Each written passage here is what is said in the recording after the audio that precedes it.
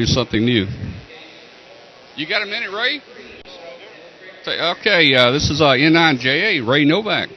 Ray, welcome to the broadcast. Let's talk. Oh, thank you. Okay, now we got two microphones here. But yeah. one quick thing. Cindy, come here. Come here. I'm so excited. My wife... I've been seeing you guys on Facebook. Been seeing us on Facebook. My wife took her technician class license at Dayton. Then Seaside, Oregon upgraded to general. And now she's an extra as of this morning. Man, that is something. Hey, everybody, say hello to Cindy. And hey, she's an extra today. You hear that? You went from nothing to everything in how long? Since May? May, yeah. That's pretty good. So in less than 6 months. I didn't like it at Dayton when people asked me what my call sign was, and I said N0 CALL. CALL, yeah, no call. Well, look, the Netherlands is congratulating you here. Thank you. So you're working DX. Oh, yeah, okay. you're talking DX right this moment, okay? Yeah, this is live. Right? Yes, I know. All right, so man, yeah, I've been following you on Facebook, and that was great news. Cool. Maybe we'll talk to you on the air sometime. Have you got a radio yet? I do. What brand? A Yaesu. Oh. I'm kidding. Yeah, everybody's been offering her all kinds of free radios just to get them to use her brand. Let's see, I have a 31A, right?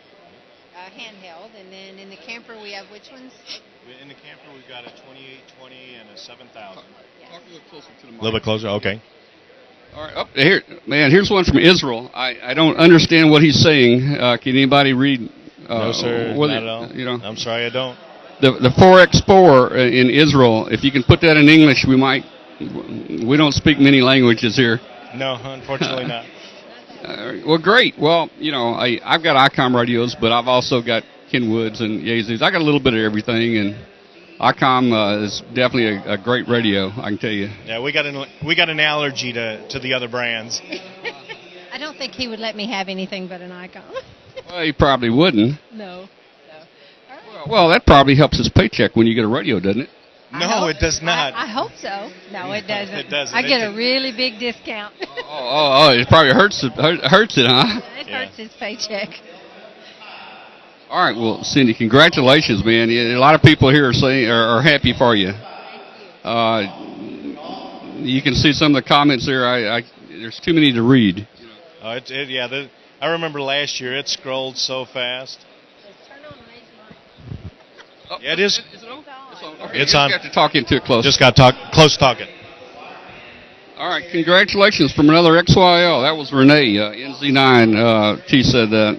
Oh, man, Dave, KF7 SEJ just let out the secret. That's not good. All right, well, Thank you. yeah, good to see you, and congratulations. Thank you, Tom. Y'all have a great rest of the show. All right. Well, are we going to do like last year and have the Q&A session? Well, we will, but do you want to talk Okay. about something first, and then these questions will be coming in while you're talking? Is there anything special you want to talk about? Well, one of the things that we're excited about is what we have going on here with the sponsorship that we announced at Dayton Hamvention is working with the Boy Scouts of America to help get youth involved and get their Radio Merit Badge. We came up with 10 kits for the Boy Scouts of America that's got our 7200, the power supply, a microphone, and an external speaker. And then down below, we've got our all-band folded dipole, our AH710 antenna pack. All nice and neat in one go kit. And surprisingly, there's been a lot of questions about having this as a survival kit, as a radio in a box that could go off a DC or a generator. And this is a nice little package to do that with. Yeah, I saw on Facebook the deal you're doing with the Scouts, and this is great. Well, we're hoping to see a lot more youth get their Radio Merit Badge because of this. Also, we'll be working with them at the Jamboree, the 2013 Jamboree, where we'll be doing every mode imaginable, including D-Star, satellite, And the digital mode, since the USB port's on the back of the radio, makes it real easy to do that.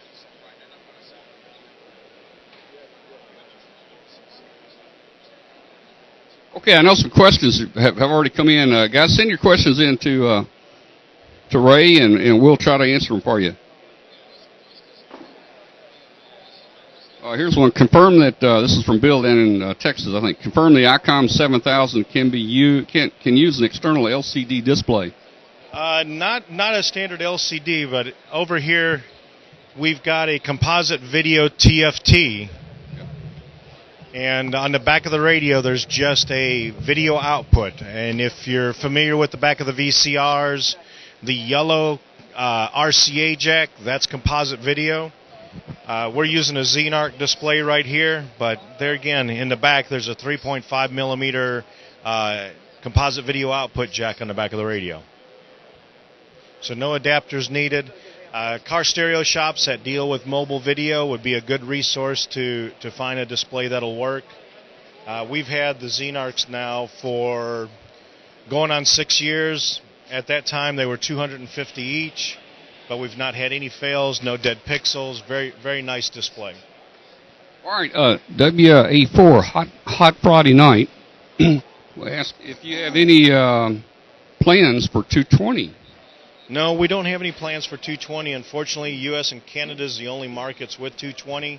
And to try to find that magic mix of pricing and features, we just don't have anything that we could work to get the volume right for it.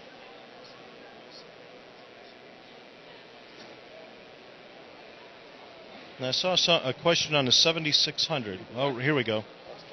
The external display.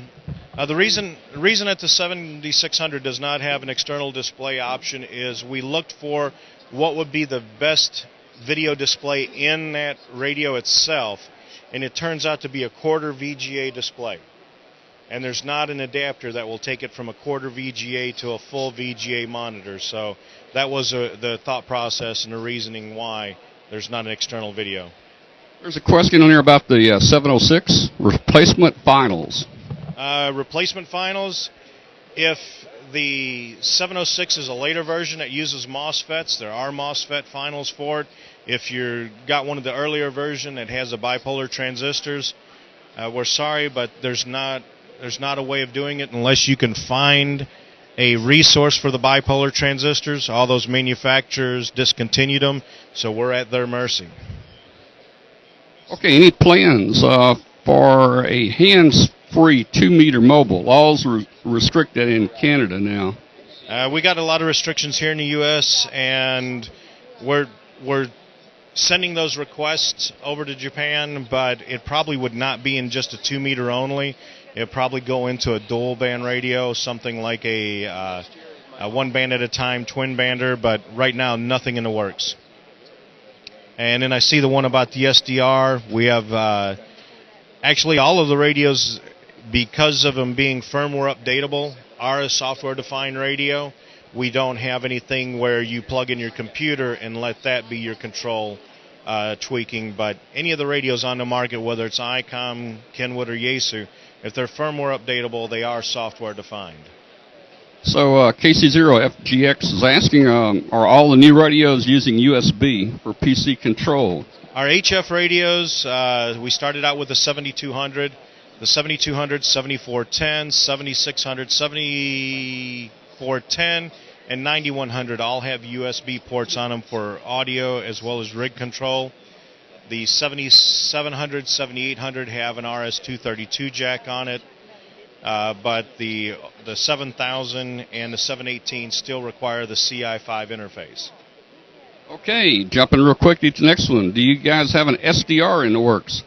No, we do not. Okay.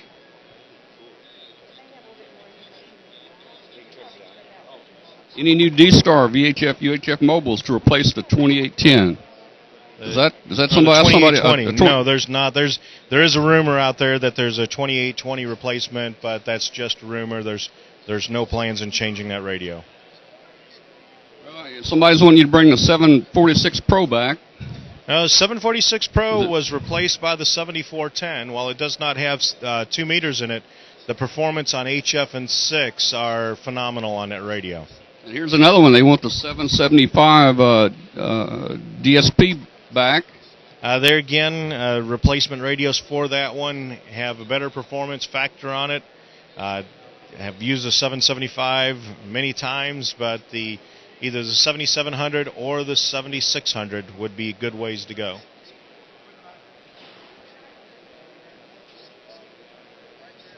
Modern technology, huh? Yeah. I'm sure we probably missed a bunch here, and there's still would be more coming in here. Let's see. Why doesn't the 7410 have a color display? It comes down to finding the right price for a product, and adding the color display, adding the live band scope, and adding the other features that everybody says they wish that the 7410 would have taken it up to the price point of the 7600, and then you'd have two radios competing for the same market area.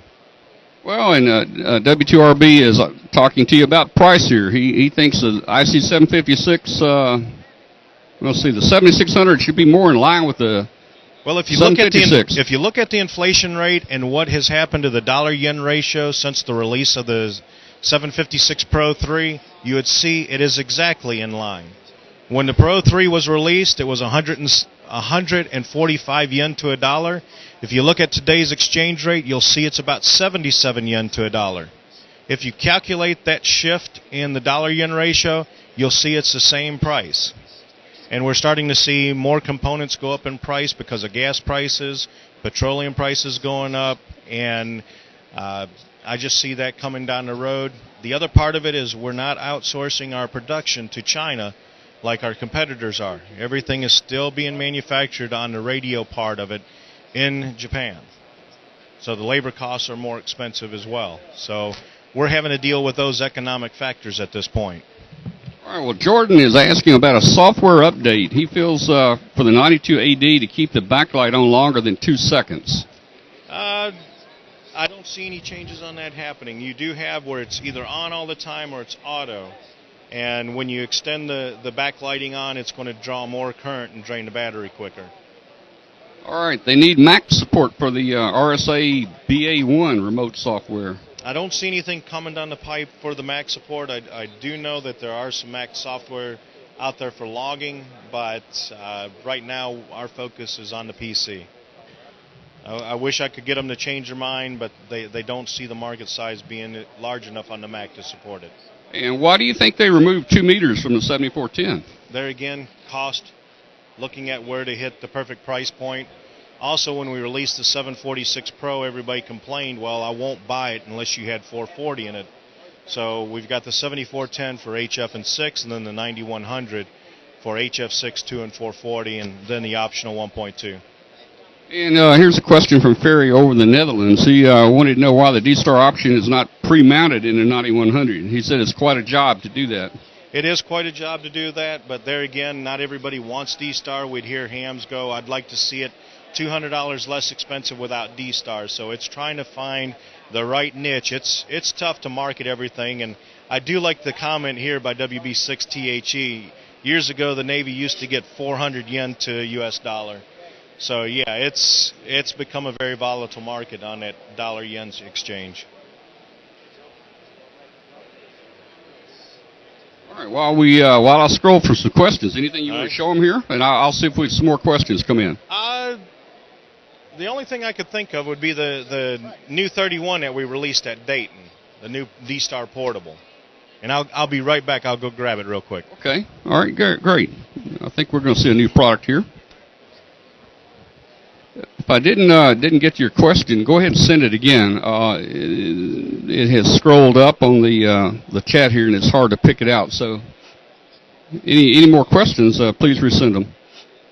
Well, I'm glad this 31's got the lithium-ion battery on it. It stays charged. I didn't have to worry about it not being charged. But the user interface on the 31, and I know we get a lot of questions on why it was UHF only. Majority of the D-Star repeaters out there are UHF. Also, there's no 2-meter repeaters in Japan. So, nice form factor.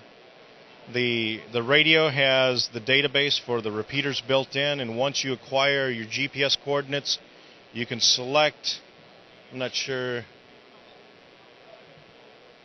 you can select the function that says near repeater, and it will give you a listing based on the distance from your location on the repeater that's closest to you. And it's made the operation of D-Star so much easier. I have not had to program mine or Cindy's right out of the box. When we're traveling around, we get the repeater list to come right up. Also, it's got a micro SD card, so using the GPS, you could use the GPS as a logger. So when you're out hiking or traveling, you can go back to the same place. The battery pack on it, very thin, lightweight, and cuts down the size of the radio as well. Ray, somebody here wanted to know how you know so much about so many different radios. He said he's got one radio and doesn't know that much about his one radio. Well, my wife tells me it's because I'm a geek. The other part of it is I got to know what my competitors have and how they operate.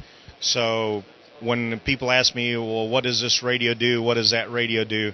I can tell them where ours has different features and functions. And while we were joking earlier that I wouldn't let her have another brand radio, I'm working at ICOM because I believe ICOM produces the best performance radios out there. So if it was a choice to where to go, I'd still come to ICOM.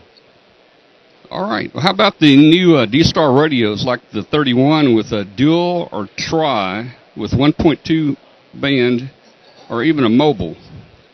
Well, the easiest way of experimenting with the user interface is to come out with a product, and with it being UHF, if we would have done it with a dual band, we'd only get one time to make a first impression on a dual band radio.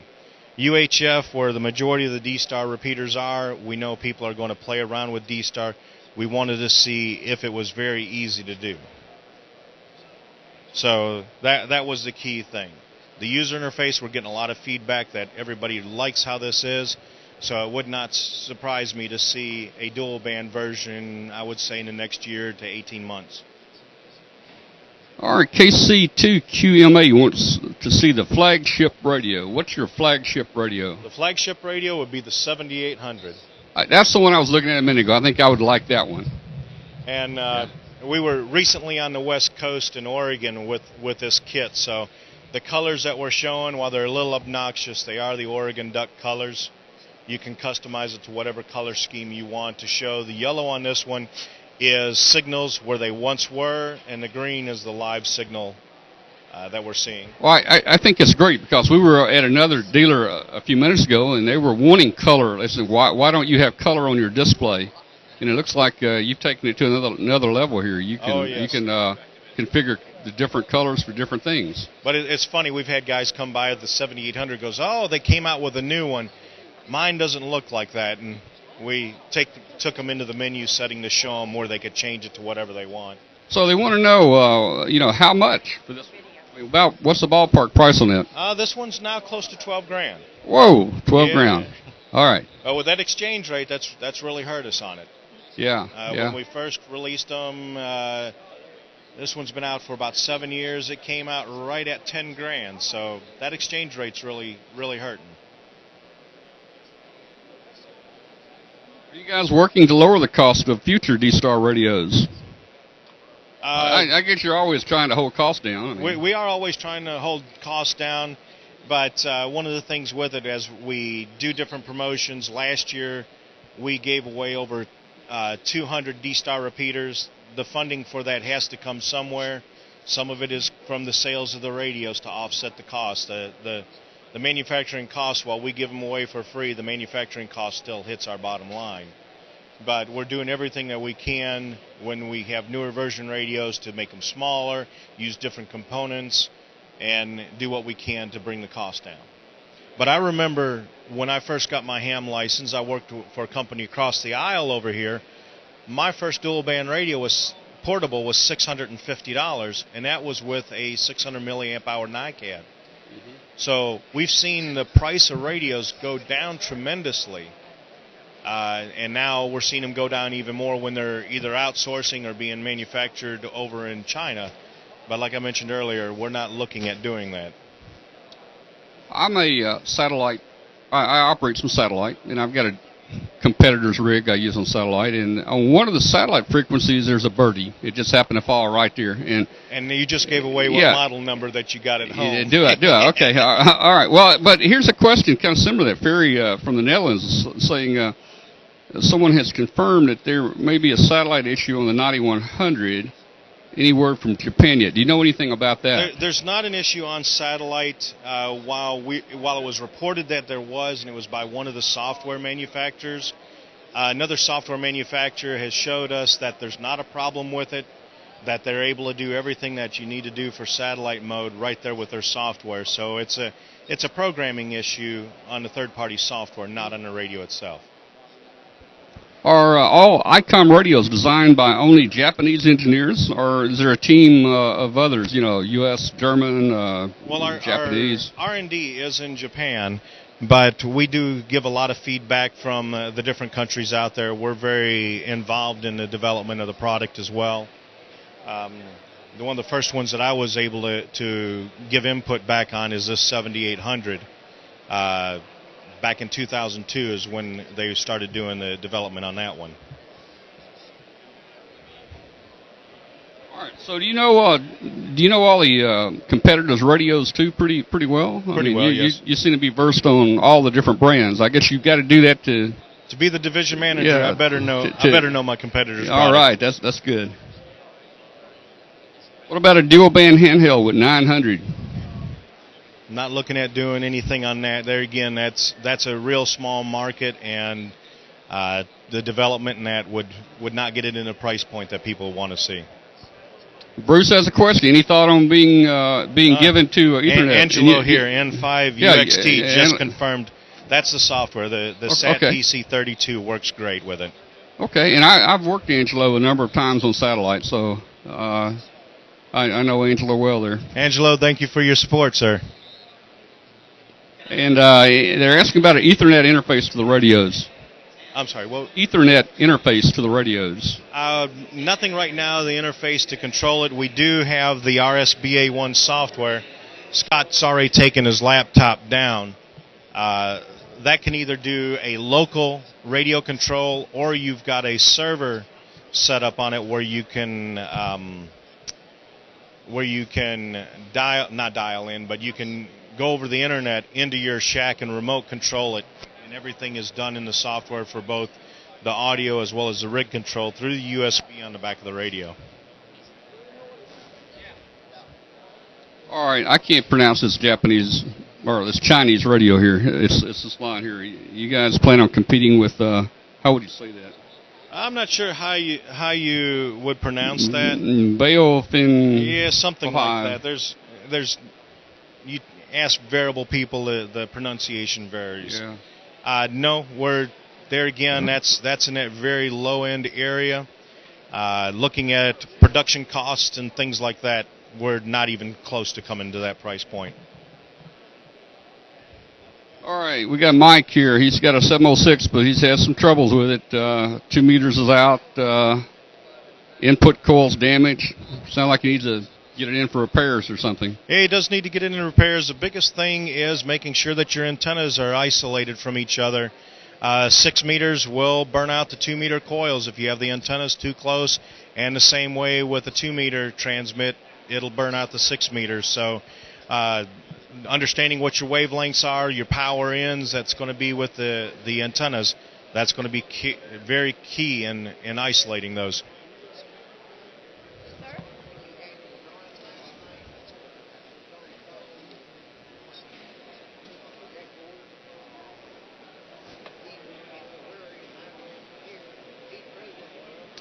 Well, I think you've already touched on the software-defined radios. Yes. You don't have any plans for those? No plans for that. All right. And one of the things with the software-defined radios, once you buy the radio, there's additional costs on building the software, and that's one thing that in this market, I've got a good friend that works over at Flex, and we've talked about it, and they've started charging for their technical support for the software. I mean, that's one of those things that's where the market's changing, is the support cost as they have to add firmware updates. Here's Paul, KJ4G. We just got our radio. I got our Pro 3 back. It's working great. Must have been sent in for repair. There's several good places to send it to, either to Bellevue. There's a facility up in Michigan, so it does not have to come all the way out to Washington State. And also in South Carolina, those guys do a real good job. If you need to send in a radio, take a look at our website, and you put in your zip code and just put any distance, and it'll come up with all of our amateur repair facilities. All right, you have time for another question or two? I see one here. Upgrades for the 718. That would be the 7200. That's got all the filters, the high-stability crystal oscillator, as well as a USB port on the back of it. You're looking at the 718 now selling about the mid-700, where the 7200 is just over $1,000. So you can't go wrong going into the 7200. All right, well, I think we about wore you out. Okay. Well, glad to answer your questions, and, Tom. Look forward to doing it again next year or even at Dayton. Or maybe this afternoon. Or is it afternoon yet? It's getting close, but I'm seeing Scott over here. He's gathering his stuff because he's got a 1:30 flight out. All right. So. Well, we enjoyed talking to you, Ray. Thank you very much you, again. Tom. And ICOM has always been a great supporter of the broadcast here. Yes, we have. We'll see you. Looking forward to doing more with you. And you going to be down at the MFJ in October? Or you coming down for that? Yes, sir, I will, because they're the ones that hired me right out of college. So okay. Martin taught me a lot of things, and got to pay respect to where I came from. So did you go to college down there or somewhere else and just hire? In northern Mississippi, I went to college. Okay, all right. And I know Martin he hires a lot of people from down here and starts them off. So. Oh, yeah? Yeah, we'll see you down here the 5th of October. Yeah, 5th of October. Yeah. All right. I went to college at a community college and got my associates in electronics at Northeast Mississippi Community College. I grew up in a small county in Mississippi, so coming to Huntsville is like a homecoming because I get to see a lot of friends and family. I've been following you on Facebook. I've been seeing you kind of moving around here a whole lot lately. Yeah, I mean, it seems like you've been everywhere. Well, Cindy's a nurse at a school district, so when the boys got out of school, somewhere around June 22nd, and she got out of school, we decided we would just go on a 2-month trip. And I got a week's vacation to drive down to Mississippi while she gets to see her kids, and my boys enjoyed the warm temperatures and got to go swimming almost every day. I worked from the RV, and now we're headed back tonight. It's going to be a 6-day drive back. So it's going to be an adventure. We're having a lot of fun, and during that 2-month time, I got to see my wife and my kids every day. But over the next 60 days, I think I'm in 12 different cities for Hamfest. So it's about to pick up for my regular travel. Well, if you should happen to break down in Memphis tonight, just give me a call, and all right, we'll bail you guys out. Now, we're going a little bit different. We're going to go through Nashville and up to Paducah. Okay. But, yeah, I'd love to hit Memphis and hit those ribs. Yeah. All right. All right. Thanks, Ray. All right, Tom. Thank you very much, sir.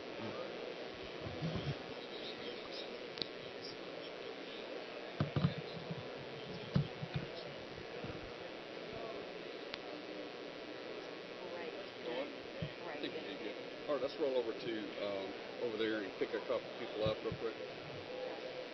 All right, let's see. Let's go somewhere else here. Let's go down to let's go over to Tentec. I need to go to Tentec.